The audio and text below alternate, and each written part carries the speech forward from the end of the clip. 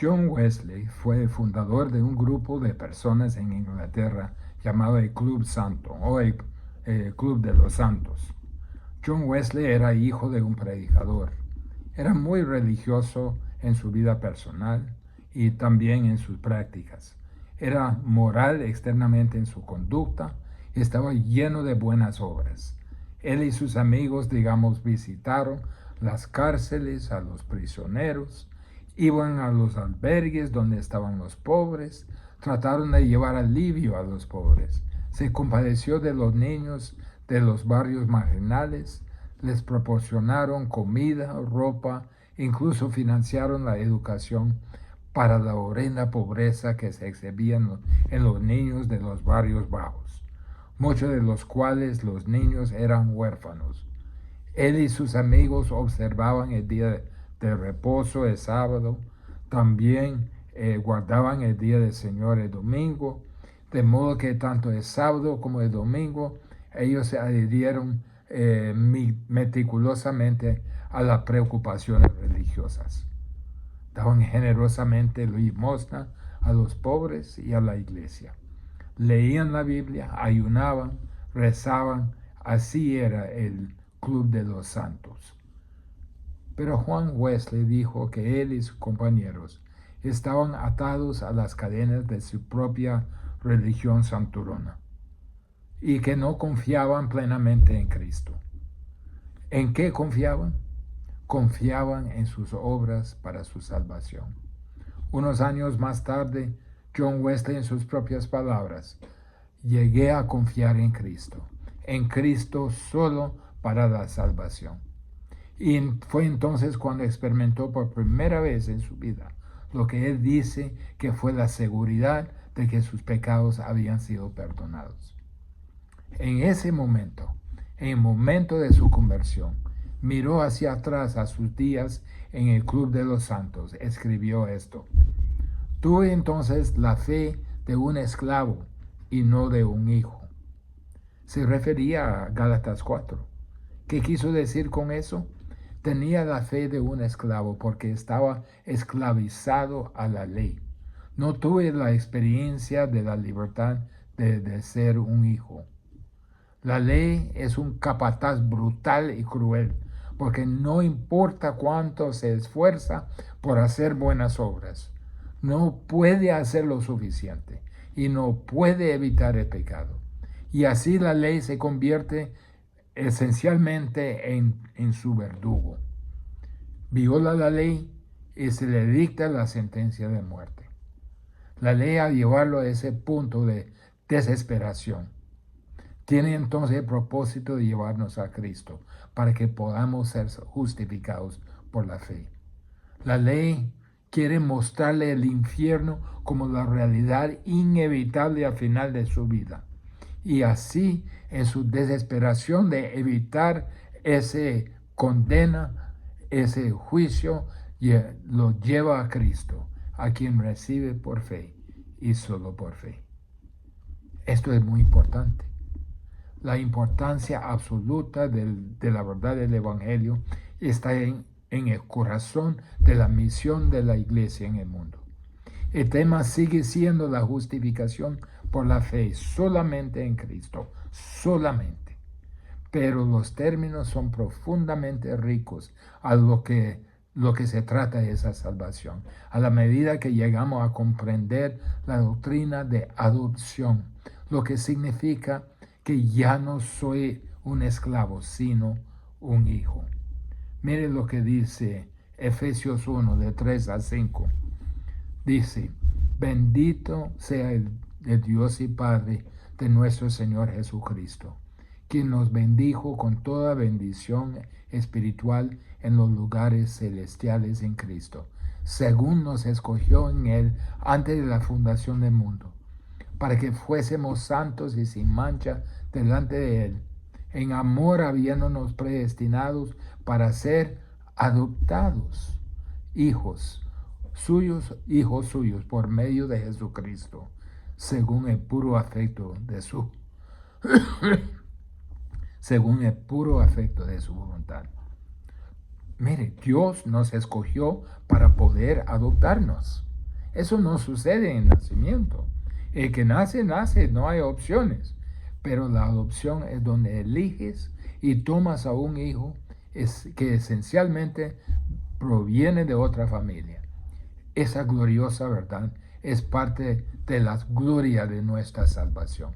Fuimos escogidos por Dios de un mundo de pecadores para convertirnos en sus hijos adoptivos. Hay varios aspectos de esto, de la participación de Dios en nuestra adopción. Primero, Dios nos prepara para la adopción en su familia. Mire los primeros 3 versículos del capítulo 4 de Gálatas. Pero también digo, entre tanto que heredero es niño, en nada difiere del esclavo, aunque es señor de todo, sino que está bajo tutores y curadores hasta el tiempo señalado por el Padre. Así también nosotros, cuando éramos niños, estábamos en esclavitud bajo los rudimentos del mundo. Miren esa frase. Pero también digo, entre tanto que heredero es niño. Un hijo puede ser heredero, pero no es diferente de un esclavo, aunque sea dueño de todo, porque está bajo tutores, está bajo guardianes, aunque sea dueño de todo, y hasta la fecha que el padre fija que puede entrar en su herencia. En el mundo antiguo, el proceso de crecimiento se identificaba de una manera mucho más dramática. El mundo antiguo pasó de ser un niño a ser un adulto. No era proceso intermedio. Pasó de uno al otro. En el mundo judío, un niño en su 12º cumpleaños debía asistir a su primer sabbat después de sus cumpleaños, y su padre lo llevaría a la sinagoga. Y sería entregado a la sinagoga, presentado al rabino, y se le diría que ahora es bar mitzvah, que quiere decir hijo de la ley. Ahora ha pasado de las manos de sus padres y es responsable ante Dios por su adherencia a la ley. Pero era una clara línea divisoria, una clara línea de demarcación en la vida. Y la gente a esa edad, después de eso, podía contemplar entonces algo tan importante como el matrimonio. En Grecia era muy parecido.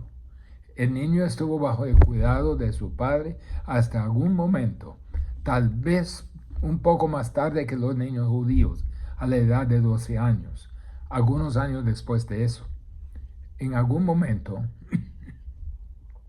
el niño sería asignado a un clan. Se llevaría a cabo un festival muy especial llamado la Apaturia. La señal de que había llegado a un punto responsable en la vida era que le habían cortado el pelo largo. Después de esto, se convirtió en cadete bajo la dirección del Estado para ser entrenado como un buen ciudadano por un lapso tal vez de 2 años. Eso era el proceso de considerarlo como adulto. Según la ley romana, el año se fijaba en algún lugar entre los 14 a los 17 años. La familia tenía un festival sagrado llamado Liberalia. El niño fue llevado a foro en Roma y presentado a la vida pública. Fue un día definitivo. Era la final de la infancia y el comienzo de la edad adulta. Todo el mundo en el mundo antiguo sabía que hubo un tiempo en que un bebé asumía la responsabilidad. Hasta este momento, el niño no se difiere de un esclavo. Puede ser un heredero. Es heredero de derecho, pero no de hecho. No puede recibir su patrimonio. No puede administrar su patrimonio. No puede tomar su herencia, porque tiene que recibir órdenes. No se los da hasta la fecha fijada por el Padre. Así también nosotros, mire el versículo 3, así también nosotros, cuando éramos niños, estábamos Estamos en esclavitud, bajo los rudimentos del mundo. Ese es el periodo de tiempo antes de que nos convirtiéramos en hijos maduros. Hasta que nos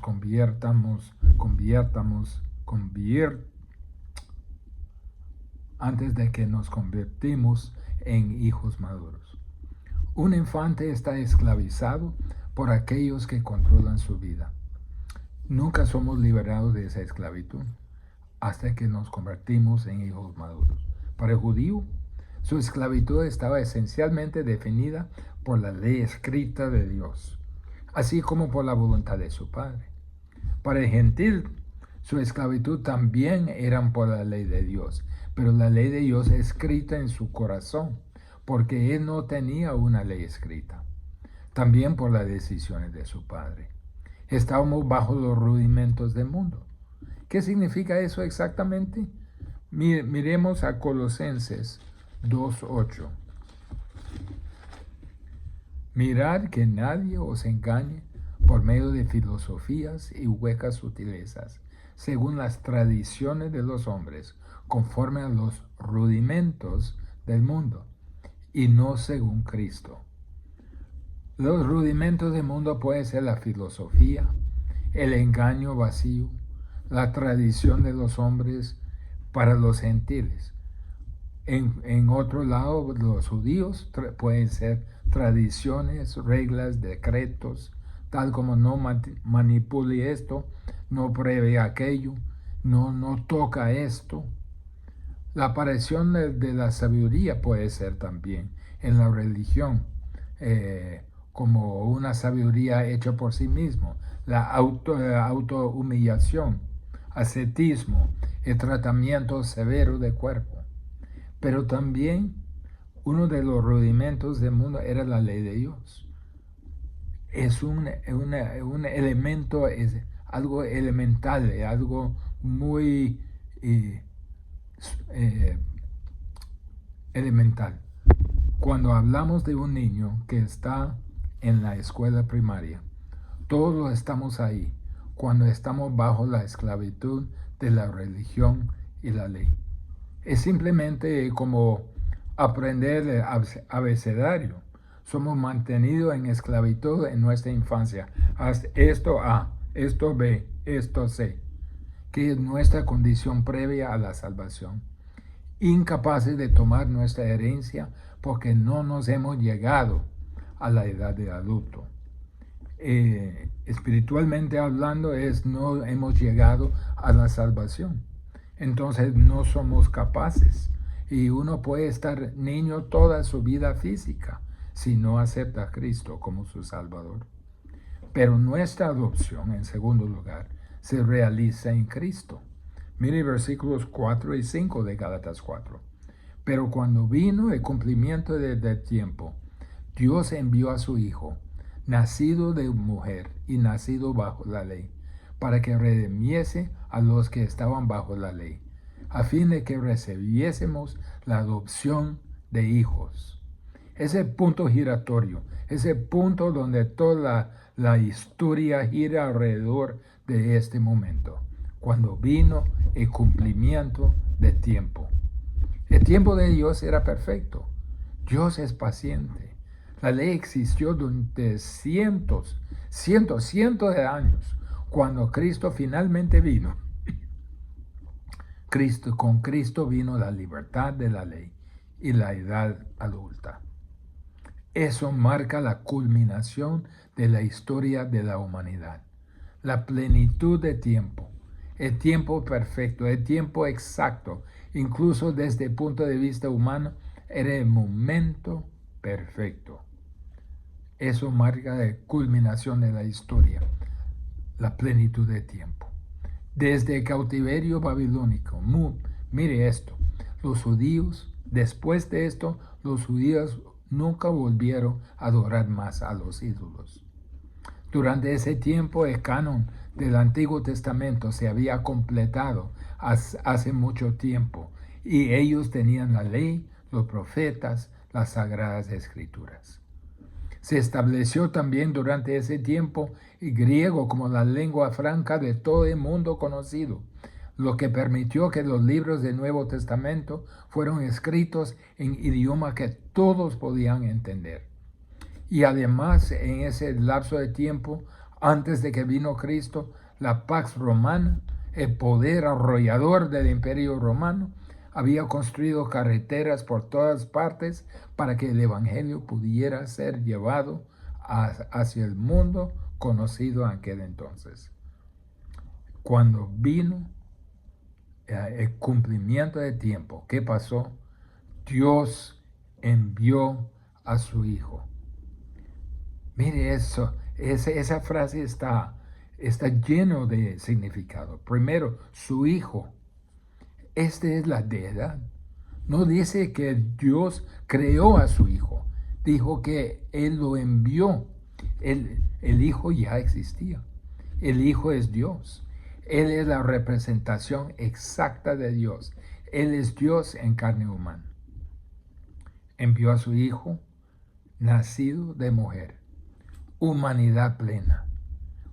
Tenía que ser Dios para cumplir con la persona divina, vencer el pecado y la muerte.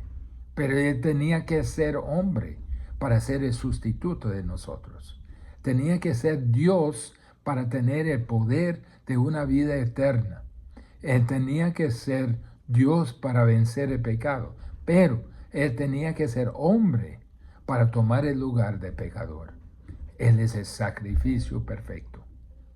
Pero también otra frase, nacido bajo ley, bajo la ley. Cuando Él vino, la ley todavía estaba en su lugar. Y se adhirió a la ley mosaica en cada detalle. Fue circuncidado al 8º día, cuando era niño. Fue fiel a la ley. Era santo, inofensivo, inmaculado, separado de los pecadores. Él cumplió toda justicia, guardó todas las leyes que Dios había establecido. Eso es el Hijo que Dios envió. ¿Para qué?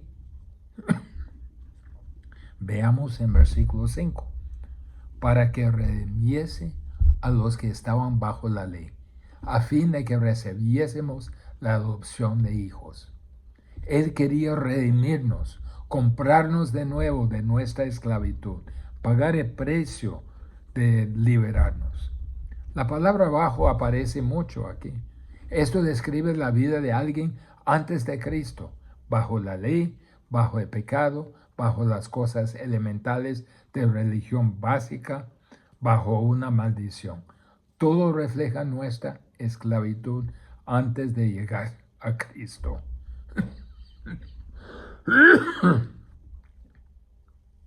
Perdón. Nuestro Señor dice, nació bajo la ley, pero la guardó perfectamente. Esa es su justicia activa, su obediencia activa. Y luego Él murió en nuestro lugar.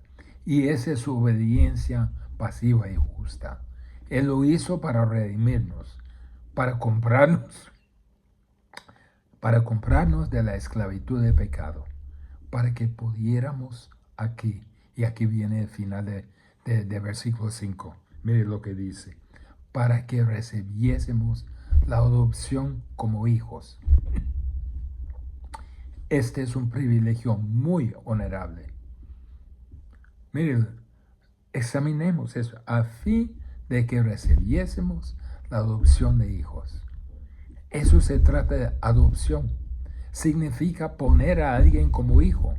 Eso es lo que es una adopción. Pablo está tratando con una idea romana aquí. Cuando Pablo habla de adopción, habla de los hijos porque la adopción romana se hacía con hombres jóvenes adultos. No eran bebés los que estaban adoptando. Fueron adoptados por familias adineradas, familias de estatus, familias con patrimonio, familias prominentes. Y prácticamente todos estos tipos de familias hicieron adopciones, adoptarían para tener un heredero. El propósito era realmente singular, traer a la familia un heredero que fuera digno de ese patrimonio. y que pudiera garantizar el futuro de ese patrimonio. No era un secreto, no era un proceso privado, era muy público, era muy oficial.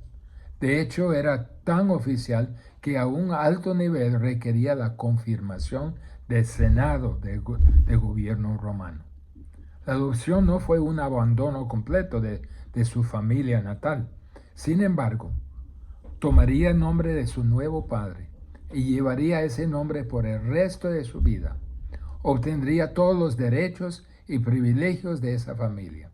De hecho, sería heredero de todo lo que poseía la familia y llevaría el nombre de su nuevo padre. ¿Cómo eran los resultados de la adopción? Primero, tenía un nuevo padre. 2. Eran herederos de sus bienes. 3. Todas las deudas y responsabilidades anteriores del hijo adoptivo fueron eliminados. Todo quedó a un lado. Todo se borró. Ahora es legal y absolutamente el hijo y heredero de su nuevo padre. Y no hay vida pasada que tener en cuenta. Tendría que ser también comprado a un precio alto.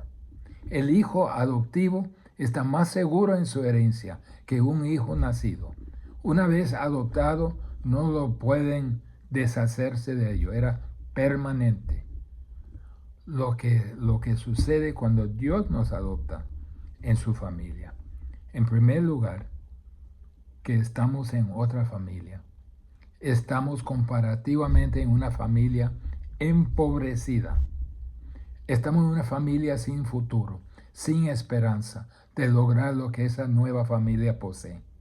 Estamos en una familia pecaminosa. Somos elegidos. A continuación somos comprados. Luego se nos da el nombre de la nueva familia, cristiano.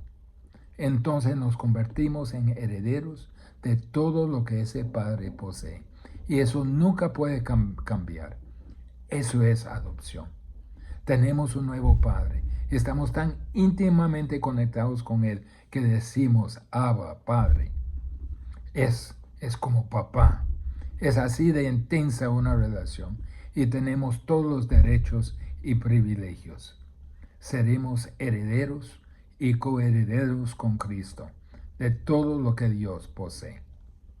Entonces, Dios nos prepara y Dios también, nuestra adopción se realiza en Cristo.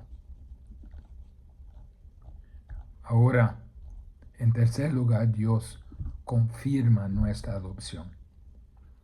Versículo 6. Y por cuanto sois hijos, Dios envió a vuestros corazones el espíritu de su Hijo, el cual clama, Abba, Padre. Por cierto, en la ceremonia de la adopción, según una fuente, hubo 7 testigos. Imagínense, 7 testigos. ¿Por qué tendría testigos de la adopción? Para establecer la legalidad de la misma, el testimonio, para que quede firme de este momento en adelante. El Espíritu Santo es el testigo de que somos hijos de Dios. Porque en versículo 5 hemos recibido la adopción como hijos. Ahora en versículo 6, por cuanto sois hijos, Dios envió a vuestros corazones el Espíritu de su Hijo. ¿Y para qué ha sido enviado el Espíritu a nuestros corazones? En Romanos 8 dice, para dar testimonio de que somos hijos de Dios. Dios confirma nuestra adopción por medio de enviar su Espíritu a nuestro corazón. Y nuestra adopción nos convierte en herederos. Así que ya no eres, el versículo 7, así que ya no eres esclavo, sino hijo. Y si hijo, también heredero de Dios por medio de Cristo. La adopción tiene por su objeto la herencia. No se trata de simpatía con compasión, como la adopción en nuestros tiempos, lo que Dios tiene. Pero la adopción como hijos, en ese contexto romano, y por lo tanto en el lenguaje que usa Pablo, es por el privilegio, el derecho de tener una herencia. El objetivo de la adopción era dar la herencia a ese hijo adoptivo.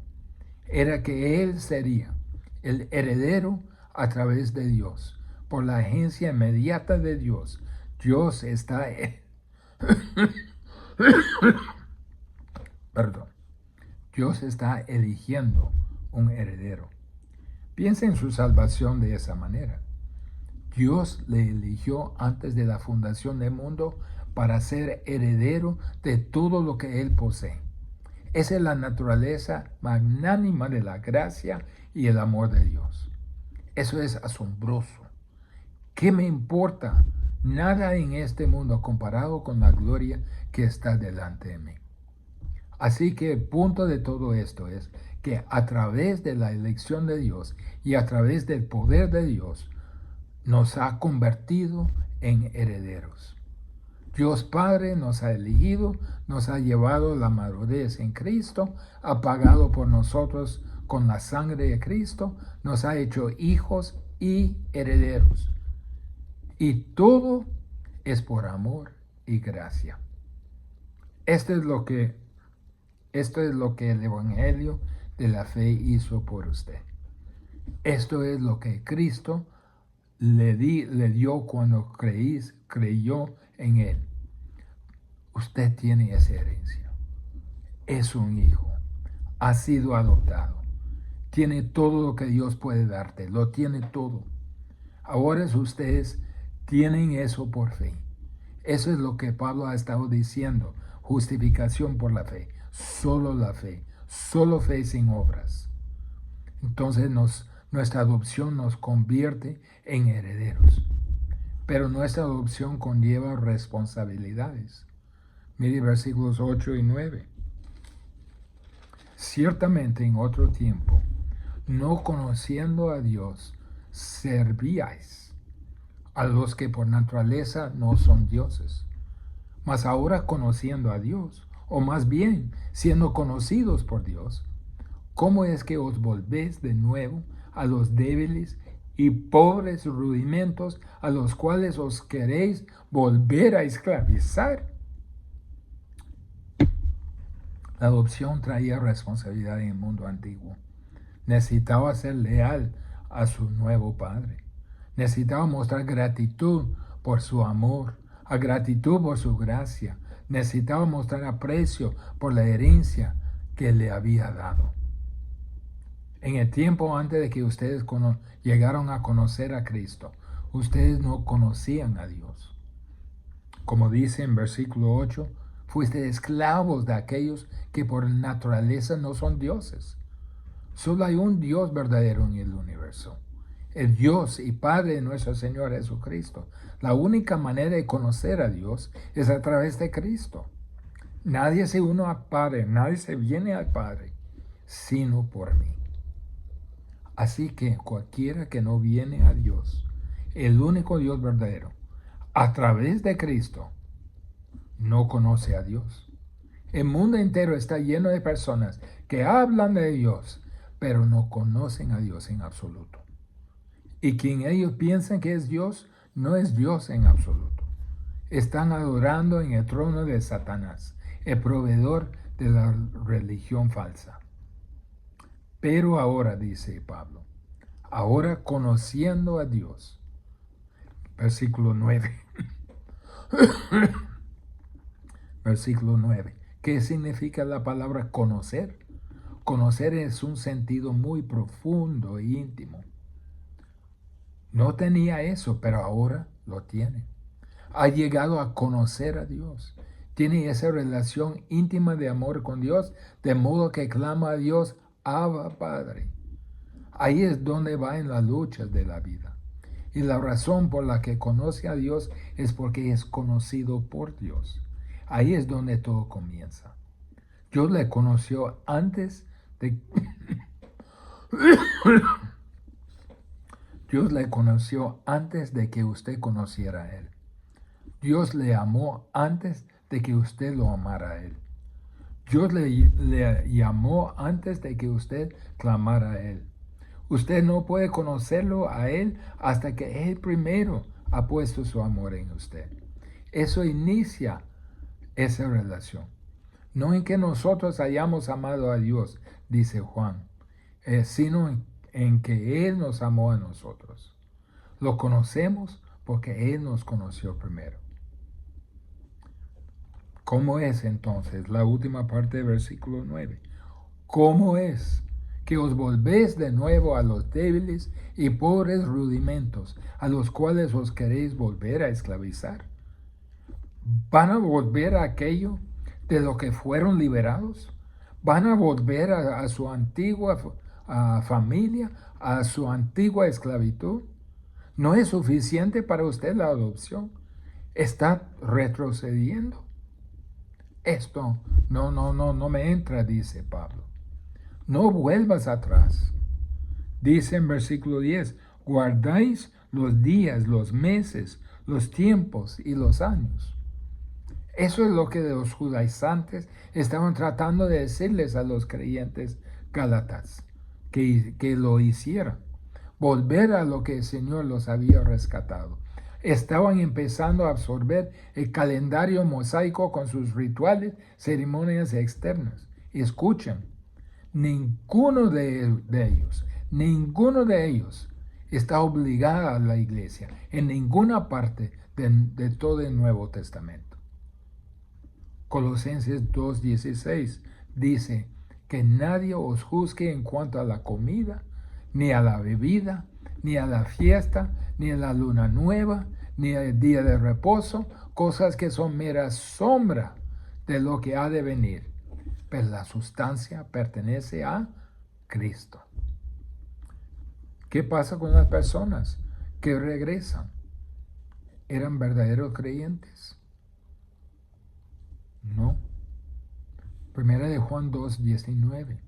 Salieron de nosotros porque no eran de nosotros. Porque si hubiesen sido de nosotros, habrían permanecido con nosotros. Pero salieron para que se manifestase lo que no todos son de nosotros. Juan 8, Jesús dice, si permanece en mi palabra, entonces es mi discípulo verdadero.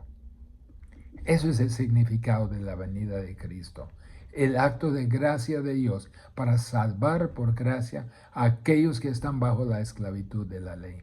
En este tiempo de la Navidad, así se prometió un hijo que haría muchos hijos. Un hijo de Dios que haría muchos hijos de Dios. Ese es el mensaje de la Navidad.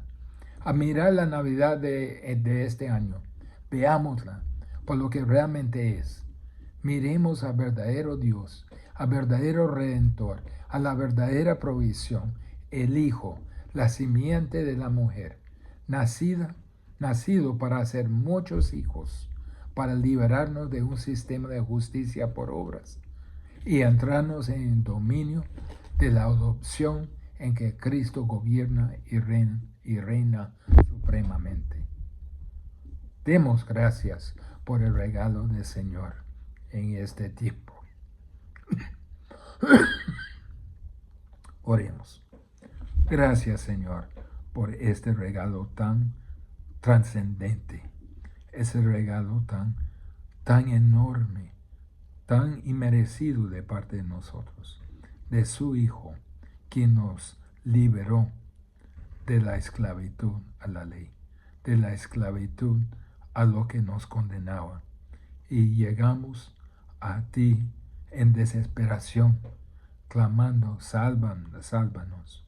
Gracias por enviar a su Hijo para que el mundo sea salvo por él. Gracias, Señor, en nombre de Jesús. Amén.